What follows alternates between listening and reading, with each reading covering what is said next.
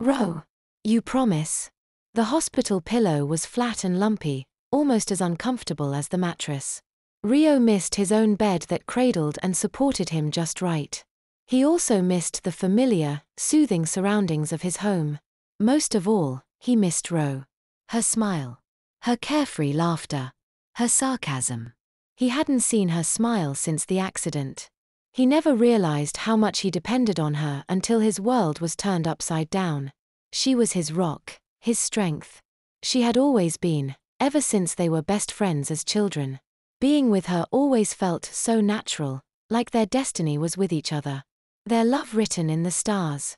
Romeo and Juliet without all the drama and death. Robin Hood and Maid Marian. Mark Antony and Cleopatra. Tristan and Isolde. Rio and Ro. They were an odd couple despite how easy and natural being with each other was. Rio was the pretty one. The effeminate one of the couple. He'd worn the white dress when they got married on a beach at sunset, the warm waves lapping at their ankles. He was clearly male but mixed with a haunting feminine beauty that made him a favorite of the modeling agency and its clients. Part of that beauty came from his Japanese heritage. Ro was his opposite. She was no beauty queen, but she cleaned up nice when she bothered to care about her appearance. As long as he'd known her, she'd been a total tomboy who hated dresses as much as she loved the ocean. Night and day, so different but they completed each other. Even paradise had its problems, disagreements and differences of opinions.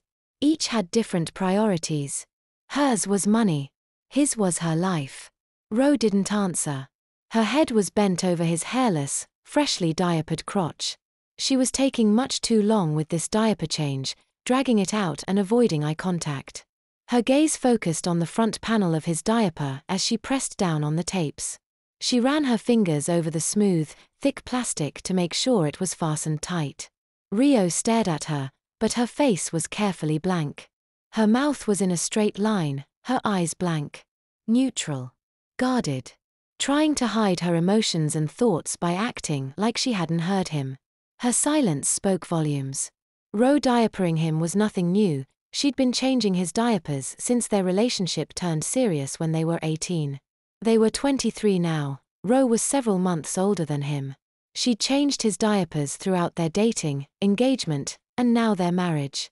He'd always had bladder problems. He'd never been out of diapers at night and he wore pull-ups during the day in case of not uncommon accidents. They'd been childhood best friends. Ro knew all his secrets and loved him anyway. He loved her, too. Trusted her. He thought he knew all her secrets. Looking at her now, doubt wriggled in his stomach.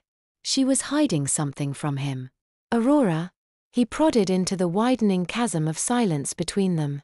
Ro ducked her head, hiding her face. Her fingers slid down the slick plastic, lightly pressing on the thin padding.